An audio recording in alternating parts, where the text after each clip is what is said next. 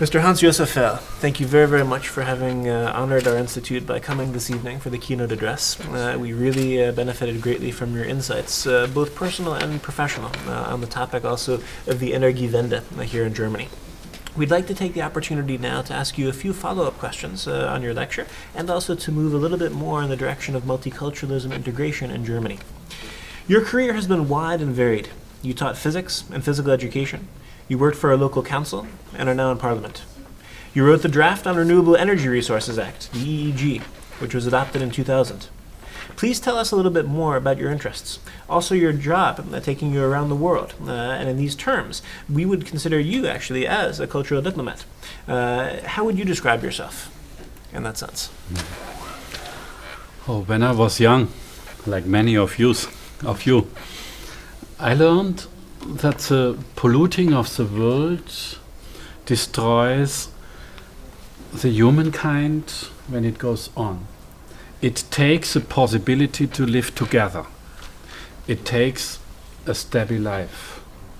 And so I fight it every time for an environmental world as a basic for a cultural world, as a basic that the people can live together and can develop them and can make more and more new thoughts and culture and so on.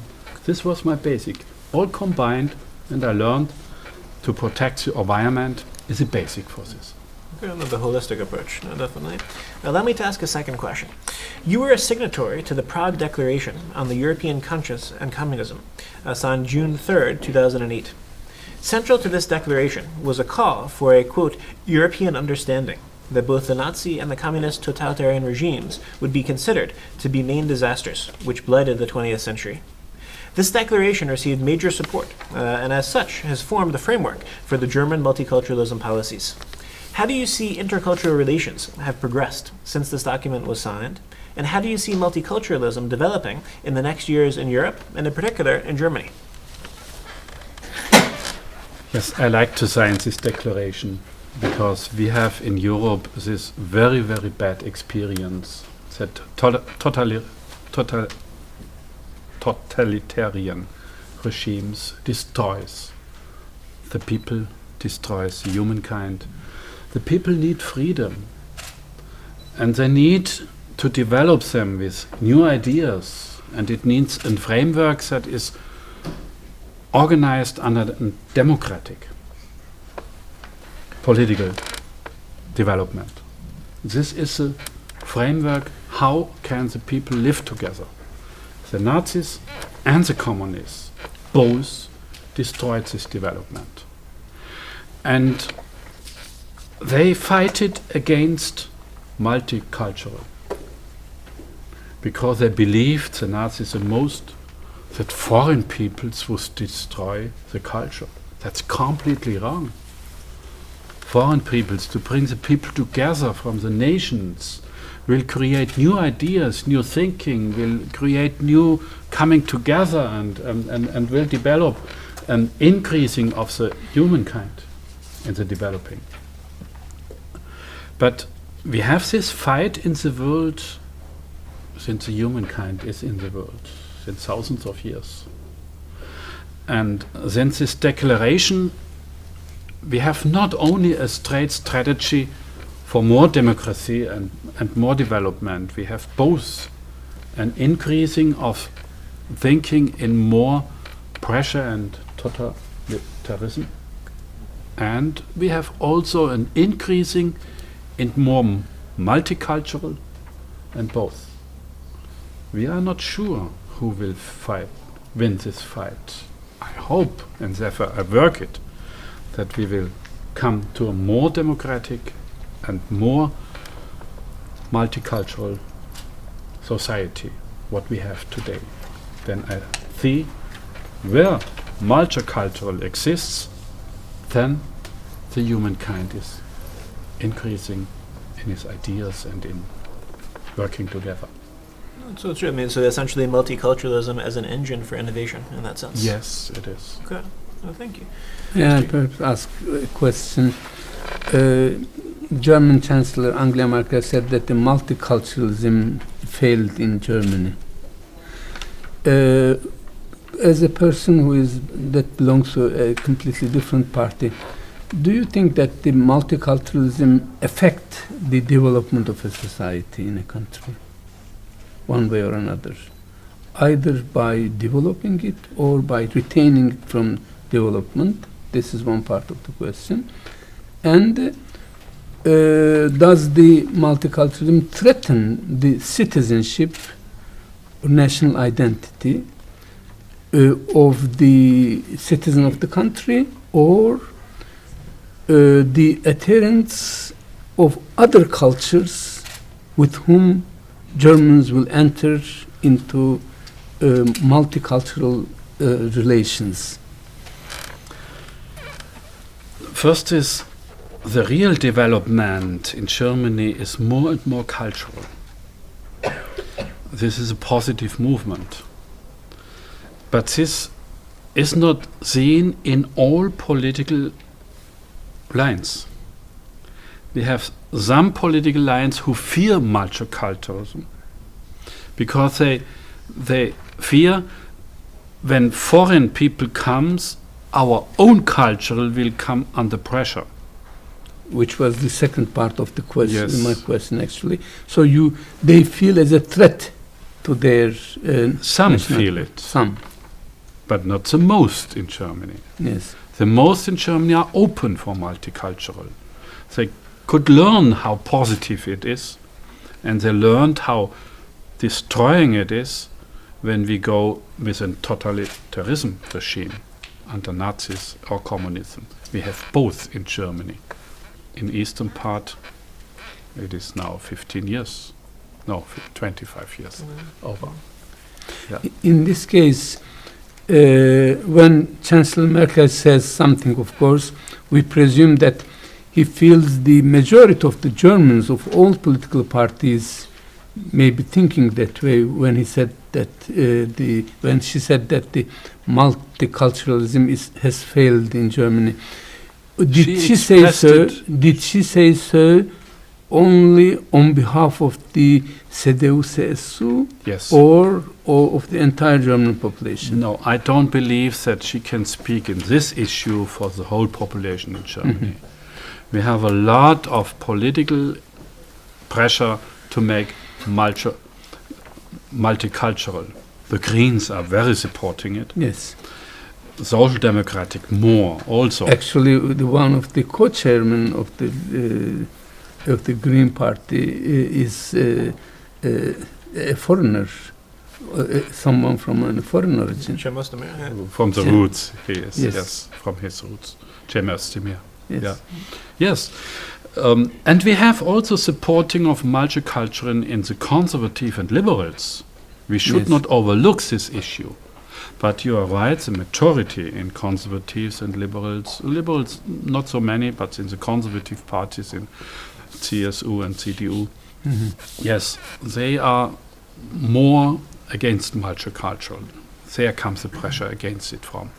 But I believe the majority in Germany is open for multicultural. My colleague would like to ask a question, I think, as well. Thank you very much, Mr. Hans-Josef Fells.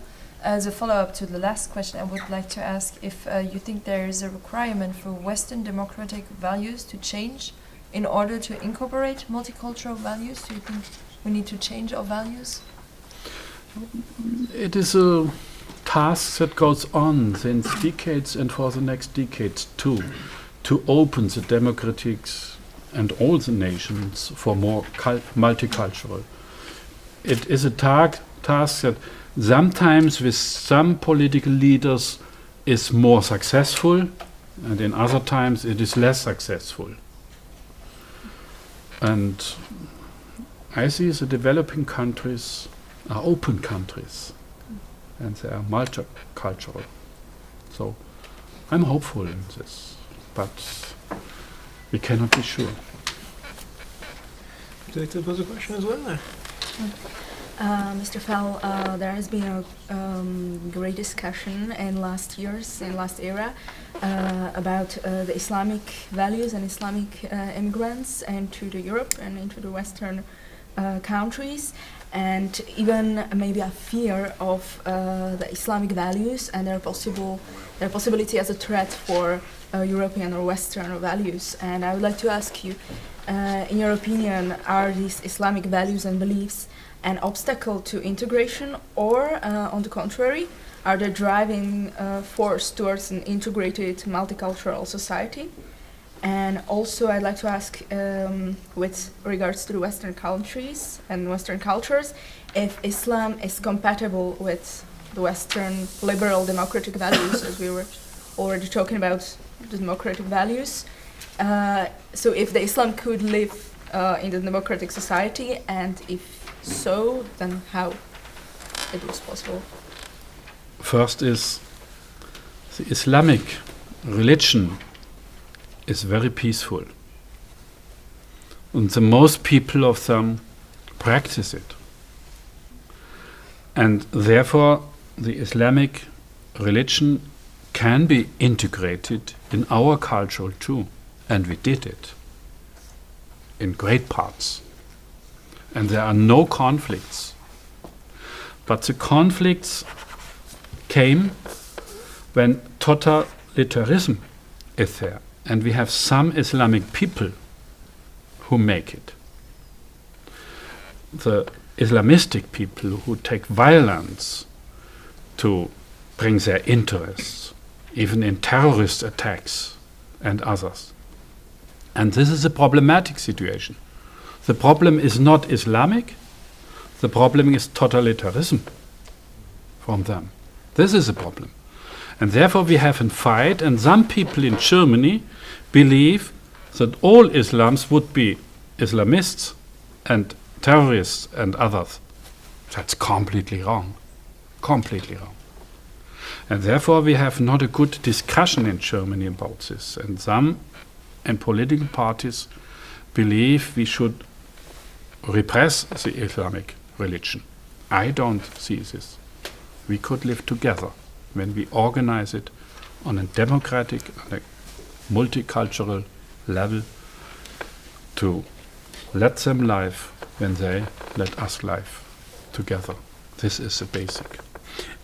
Actually, since I come from a secular country with predominantly Muslim population, and especially that the biggest foreign community or foreign origin community in Germany are the Turks, and most of them, perhaps all of them, are Muslims. There I see, perhaps to combine your question and your answer, is when there is a Christian who commits a terrorist act, we do not attribute it to Christianity. Yeah. We say that Mr. So-and-so, Hans or Yes. Walter has committed crime. We don't say a Christian has done it. Whereas there is a tendency in Germany to identify that person as he was representing the entire Muslim community and he committed that crime because he is a Muslim. It is not true. But I would like to perhaps complement your earlier answer to my question regarding the multiculturalism. So you don't think that Angela Merkel is right in thinking that multiculturalism failed, but of course she must have thought that the German policy regarding multiculturalism is dead. Whereas from your answer I drew the conclusion that she may believe that the policy followed by Germany regarding the multiculturalism may have failed, so with adjustments it could be perhaps redressed, and multiculturalism can survive in Germany in a peaceful manner. Is this your opinion? Yes, I see this, and it is already in the culture, the multicultural. We have a lot of existing villages or others where the people live together on a wonderful way, and they mix it already with marrying or with others. And it enriches also the it enriches also the society. Yes, it is a reality what I see. But we have some pressures, and it begins with totalitarianism from both sides. And very often the success stories are not those stories you see in the media, but it's very often the other stories. Yes. But I think it is Yes, important yes. to really to underline Yeah. and also promote those powerful success stories that there are. Allow me to maybe ask just a concluding question. Mr. Fell, you're the spokesperson on energy for the Green Party and won the Energy Globe Award in 2000, Solar Oscar. With the increase in the population in Germany, how is Germany going to cope with the requirement for energy? And how is it going to affect international and cultural relations between Germany and other countries? What are your party's policies?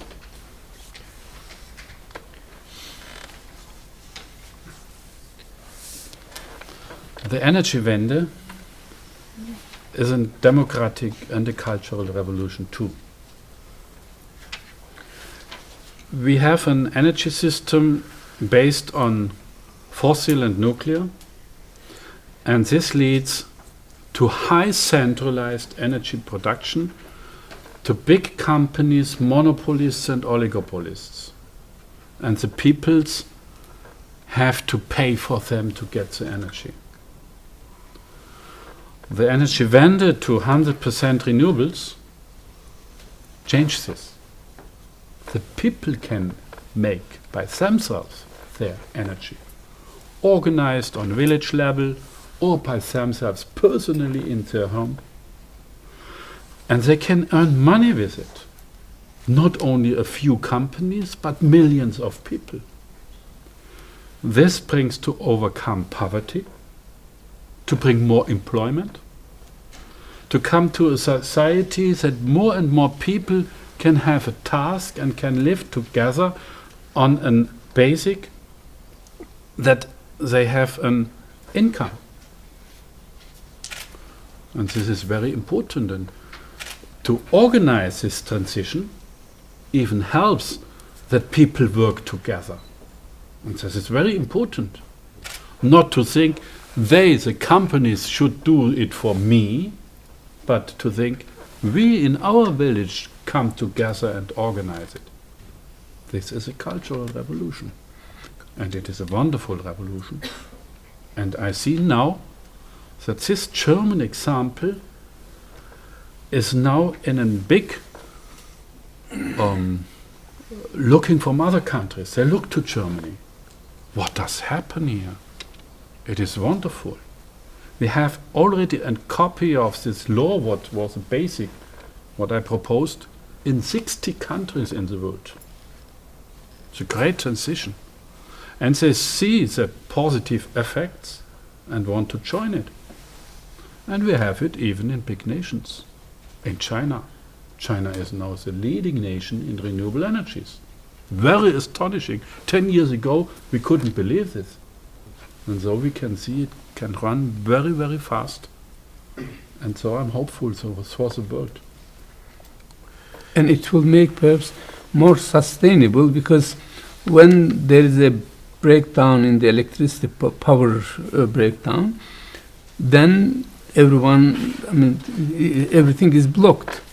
Whereas if it comes to the individual level, you generate your own electricity, it will be only your house which will be left without electricity, and perhaps people will start to do it as a hobby, because in the future individuals will have more time for hobbies, and whatever is to be fixed to redress something which is broken on the solar energy or wind energy, then he may do it as a hobby, and this is much more sustainable at the society level, because when you spread the responsibility to everyone, when there is a breakdown, only the persons in whose house the breakdown is there will be failing, otherwise the others will continue. It's more sustainable in that sense.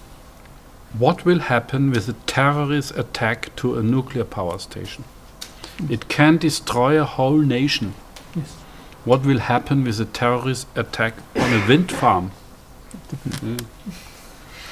It's not a big problem. Well, Mr. Fell, I'd like to thank you very much for your insights, and especially also for your optimism. I think there, especially as we discuss the energy venda and also many of these challenges, it can be very pessimistic. So in that sense, it was wonderful to hear your optimism and also concrete solutions that actually can be implemented to actually see these changes taking place. So thank you very, very much for the interview and for taking the time to share your views with us. Thank you very much. Thank you very much. Thank you. It's very pleasure for me.